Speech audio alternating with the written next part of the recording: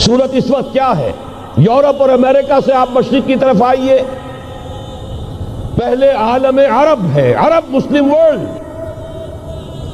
مجھے یہ کہتے ہوئے سخت دکھ ہو رہا ہے، پورا عالم عرب وہ فتح کر چکے. وہ عرب ممالک کے جو اسرائیل کے ساتھ کسی میز پر بیٹھ کر گفتگو کرنے کو تیار نہیں تھے، آپ دیکھ رہے ہیں کہ لائن لگ گئی.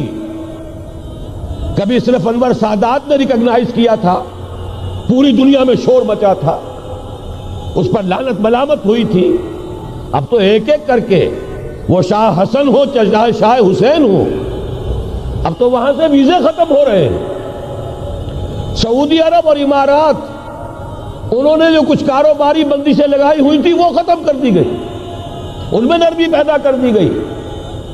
یہ صورتحال ہے کہ واقعتاً ان کی جو عالمی تسخیر کا پروگرام ہے وہ آگے بڑھ رہا ہے، اور بدقسمتی سے امت مسلمہ کا جو قلب ہے، اس امت کا قلب امیین پر مشتمل ہے.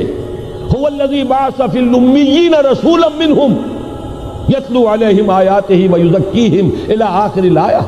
حضور بھی امی تھے، انہی میں سے تھے صلی اللہ علیہ وسلم.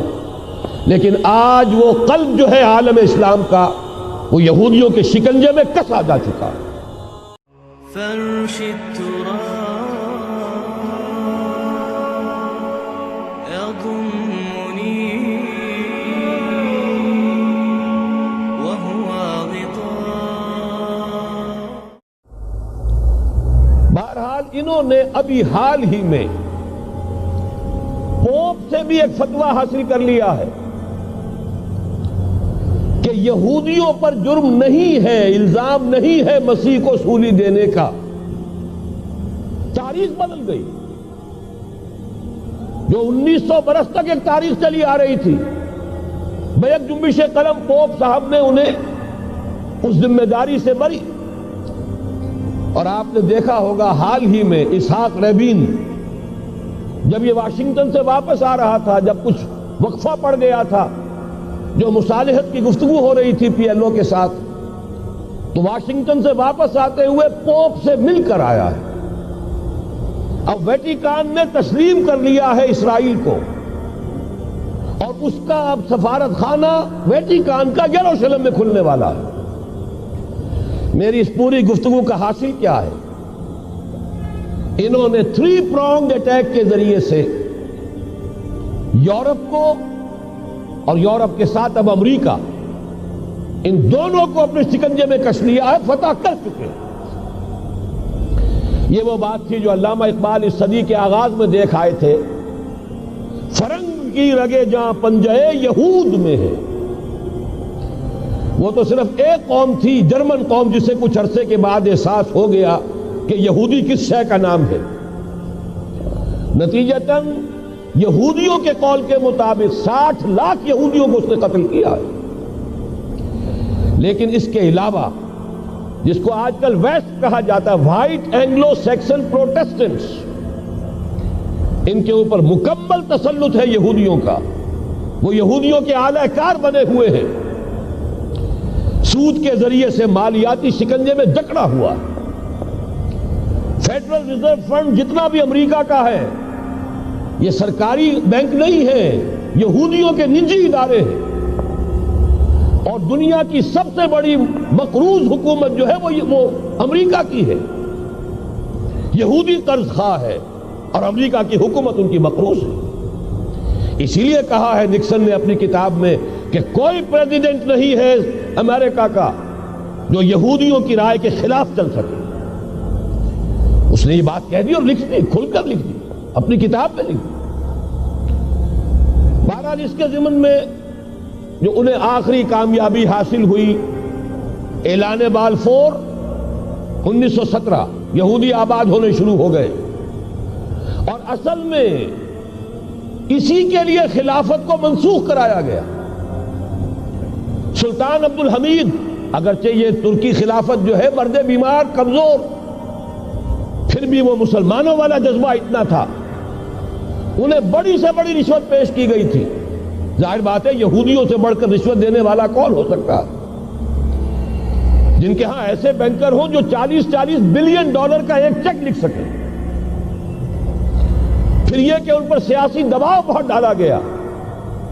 انہوں نے جب تک خلافت عثمانیہ برقرار رہی یہودیوں کو فلسطین میں آباد ہونے کی اجازت نہیں دی کہ جو معاہدہ کیا تھا حضرت عمر نے رضی اللہ تعالی عنہ، خلیفہ ثانی نے، خلیفہ راشد نے، ہم اس کے پابند ہیں اور ہم یہاں یہودیوں کو آباد ہونے کی اجازت نہیں دیں.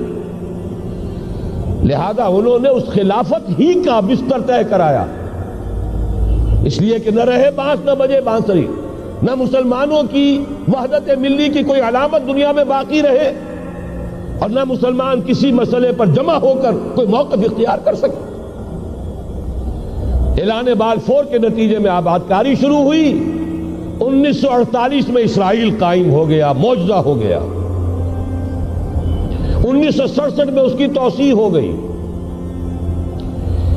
اس میں ایک بات اور بھی عرض کر دوں، یہ سارا کس طور سے ہوا ہے کام؟ آپ نے زائنزم کا نام تو سنا ہے، صہیونی تحریک.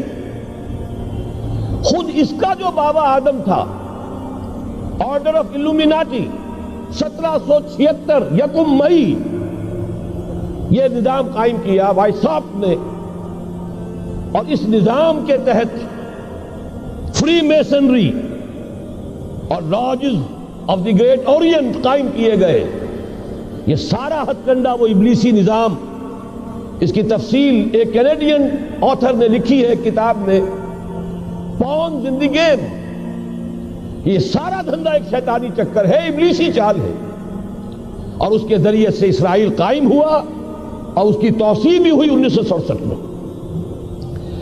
اب یہاں تک پہنچنے کے بعد ان کے پیش نظر بقیہ دنیا کی تسخیر اور اسے فتح کرنے کا معاملہ ہے، اور سب سے بڑھ کر اسلام کی بیخکنی اور اس کا راستہ روکنا یہ ان کے پیش نظر ہے.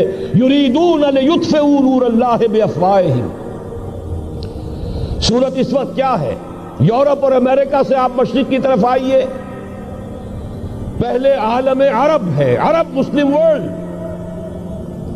مجھے یہ کہتے ہوئے سخت دکھ ہو رہا ہے، پورا عالم عرب وہ فتح کر چکے. وہ عرب ممالک کے جو اسرائیل کے ساتھ کسی میز پر بیٹھ کر گفتگو کرنے کو تیار نہیں تھے. آپ دیکھ رہے ہیں کہ لائن لگ گئی. کبھی صرف انور سادات نے ریکگنائز کیا تھا، پوری دنیا میں شور مچا تھا، اس پر لعنت ملامت ہوئی تھی. اب تو ایک ایک کر کے، وہ شاہ حسن ہو چاہے شاہ حسین ہو، اب تو وہاں سے ویزے ختم ہو رہے ہیں. سعودی عرب اور امارات، انہوں نے جو کچھ کاروباری بندشیں لگائی ہوئی تھی وہ ختم کر دی گئی، ان میں نرمی پیدا کر دی گئی. یہ صورتحال ہے کہ واقعتاً ان کی جو عالمی تسخیر کا پروگرام ہے وہ آگے بڑھ رہا ہے، اور بدقسمتی سے امت مسلمہ کا جو قلب ہے، اس امت کا قلب امیین پر مشتمل ہے. هو الذی بعث فی الامیین رسولا منہم یتلو علیہم آیاتہ ویزکیہم الی آخر الآیہ. حضور بھی امی تھے، انہی میں سے تھے صلی اللہ علیہ وسلم.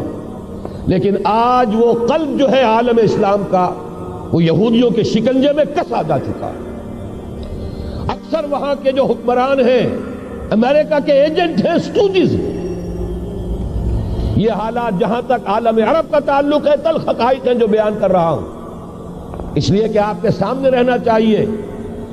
یہ جو اقبال نے کہا کہ دنیا کو ہے پھر مار گئے روح و بدن پیش، ابلیس نے پھر اپنے درندوں کو ابھارا، اللہ کو پا مر دیے مومن پہ بھروسہ، ابلیس کو یورپ کی مشینوں کا سہارا. یہ دوبارہ ایک بہت بڑے پیمانے پر حق و باطل کا گھمسان کا رنگ پڑنے والا ہے. ملاحم کی جو حضور صلی اللہ علیہ وسلم نے پیشین گوئیاں فرمائی، الملحمۃ العظمی، تاریخ انسانی کی عظیم ترین جنگ جو ابھی آنے والی ہے، اس کو سمجھ لیجئے اچھی طریقے سے کہ اس میں جو قوتیں ایک دوسرے کے مقابل آ رہی ہیں وہ کون سی ہے. نیو ورلڈ آرڈر کہنے کو امریکہ کے زیر قیادت ہے، حقیقت میں امریکہ خود یہودیوں کے پنجے میں ہے. یہ وہی ابلیسی طاقت ہے جو آگے بڑھ رہی ہے. عالم عرب کو فتح کرنے کے بعد اب ان کے پاس اگلا عالم اسلام کا حصہ ہے، غیر عرب مسلم ورلڈ. ایران ہے، اس کے شمال مشرق میں ترکستان ہے، روسی اور چینی، مشرق میں افغانستان ہے، پاکستان ہے. یہ ایک بہت بڑا سالڈ بلاک ہے. اس کے بعد اگرچہ ہندوستان آتا ہے، بھارت، ظاہر بات ہے کہ وہاں مسلمان اقلیت میں ہیں سوائے کشمیر کے، لیکن یہ نوٹ کیجئے کہ وہاں بھی کم سے کم 15-18 کروڑ مسلمان موجود ہیں. آج بھی دنیا کا سب سے بڑا ملک جس میں مسلمانوں کی تعداد اور جن کی نفری سب سے بڑھ کر ہے وہ بھارت ہے. اس کے بعد پھر انڈونیشیا، ملائیشیا ہے. اس سے آگے ہے پھر فار ایسٹ، ابھی انہیں فتح کرنا ہے. نیو ورلڈ آرڈر کا یوں سمجھئے کہ ابھی یہ ہارڈ نٹ ٹو کریک، ابھی ایک لوہے کا چنا ہے چائنا کی شکل میں موجود. اور مجھے یاد آ رہا ہے ڈی گال کے الفاظ بہت سے لوگوں نے سنے ہوں گے. اس نے کہا تھا کہ ہم نے خام خواہ روس کو اپنا دشمن بنا لیا ہے. وہ تو ہمارا بھائی ہے، وائٹ ریسس، وہ تو بنیادی طور پر یورپین قوم ہے. Beware of the yellow masses of the East. تمہیں گھبرانا چاہیے، تمہیں خبر لینی چاہیے. وہ مشرق بعید کے جو زرد رو لوگ ہیں، China, Indo China, Japan, yellow race. ابھی اس نیو ورلڈ آرڈر کے لیے جو فتح عالم اور تسخیر عالم کا پروگرام ہے، اس میں پہلے غیر عرب مسلمان دنیا اور پھر یہ فار ایسٹ کا خاص طور پر یلو ماسز، یہ ہے کہ جنہیں ابھی انہیں ٹیکل کرنا ہے.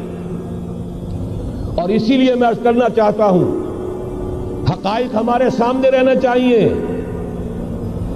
یہ 45 برس کے بعد امریکہ کو کیسے خیال آ گیا کہ کشمیر کا مسئلہ واقعی ہے؟ ساقی نے کچھ ملا نہ دیا ہو شراب میں. یہ کہاں سے رابن رافیل آئی پچھلے سال اور مسئلے کو زندہ کر کے چل دی. ہم خوش ہوئے، امریکہ نے مان لیا. حقیقت میں امریکہ کی نظر ہے اور وہ اس کو چاہتے ہیں کہ کوئی دوسرا اسرائیل بنائے، آزاد بنا کر اس کو اپنے تسلط میں لیں. اس لیے کہ اگر جو پروگرام ہے، اگر وہاں پر فرض کیجئے بہت مطالبہ ہمارا مان لیا جائے، پلیبسائٹ کرایا جائے، اس کا نتیجہ کیا ہوگا؟ آپ کو آزاد کشمیر سے بھی اپنی فوجیں نکالنی پڑیں گی، آپ کو گلگت اور بلتستان سے بھی فوجیں نکالنی پڑیں گی، بھارت بھی ادھر سے فوجیں نکالے گا. اور رہ جائے گا کون؟ یہ ٹھاٹ پڑا رہ جائے گا. جب لاج چلے گا بنجارا، رہ کون جائے گا؟ پھر تو وہی راج کرے گا جو یو این او پر قابض ہے. اور پھر ظاہر بات ہے کہ اس کے پاس دولت کے انبار اور جو بھی ان کی چالاکیاں اور ہوشیاریاں ہیں، ہو سکتا ہے کہ وہ اسے ایک نئے اسرائیل کی شکل دے دیں.